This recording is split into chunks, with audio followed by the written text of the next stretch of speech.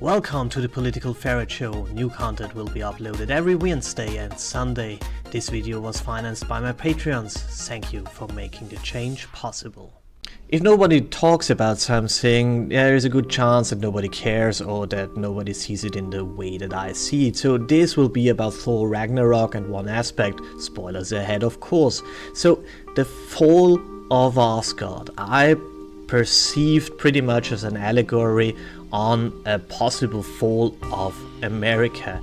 And the whole thing that Hell told us is pretty much the story of America viewed from the radical left all over of the world. So let's see what happens there. But another thing first, I have a pagan background, you might know that or you might not. So under Thor Ragnarok, I understand more or less this story, and this is a little bit different than what Marvel did out of that, but who cares about religious feelings of pagans? I mean, who cares?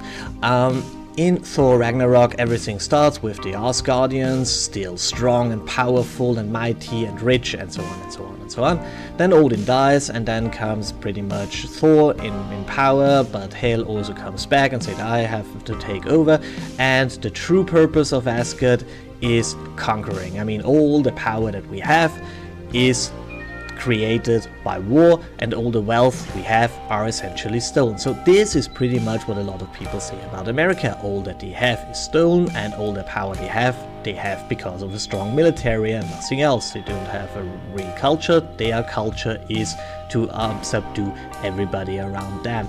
And if you think about that, the Asgardians pretty much do that. They run around and play universal police like the Americans do with us world police. At least they did until the year 2000. It seems to be it came a little bit out of fashion, which is not a bad thing. So the interesting thing is that when Asgard falls, the people of Asgard are refugees and have to go away. So this is pretty much the same situation as if America dies in a nuclear holocaust and 1 million Americans seek refuge in India or something like that. So they go from a very high developed place, very rich place, to a place that is okay-ish. It is not a completely shithole. Earth is not a completely shithole compared to Asgard, but it is not the same thing. So the interesting thing there is that a lot of people say, ha! This will happen to America. I mean, people see this for a long time. They say, oh, this will come back to them when their nation dies because of capitalism fails or nuclear war or something like that, and they have to flee and they have to be refugees. We will show real benevolence because we will take them in. I mean, they will have to go down on their knees and will have to say, oh, America was an absolutely failed idea and I unswear it and blah blah blah blah blah, something like that. This is a very prominent left view, especially in Europe. I saw this a lot in Europe when I was young and when I was part of this hard left in Europe. People said this will happen, and some places America will fail, they will all die, and some of them will come over, and then they will have to say, yeah, this was a failed experiment, and then we will help them to become proper communists in the end. So the whole story, and I think I saw a lot of videos. I mean, this movie has not bad ratings, but a lot of people seem to hate it, and they hate it for different reasons.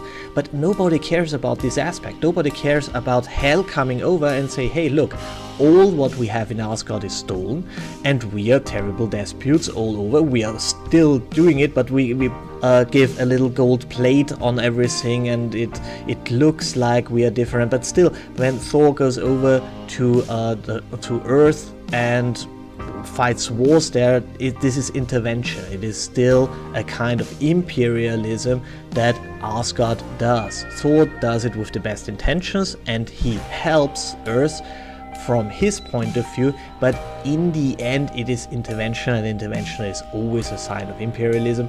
So Asgard is an imperium. Hel wants just to scrap down the golden shards and want to say how it is. So this is pretty much how I perceive this very element of Thor Ragnarok. Perhaps I'm oversensitive about that, I do not care, because I saw a little bit of myself and my own prejudices of the past in this movie. So Tell me what you think about that. Like, share and subscribe, and have a wonderful day.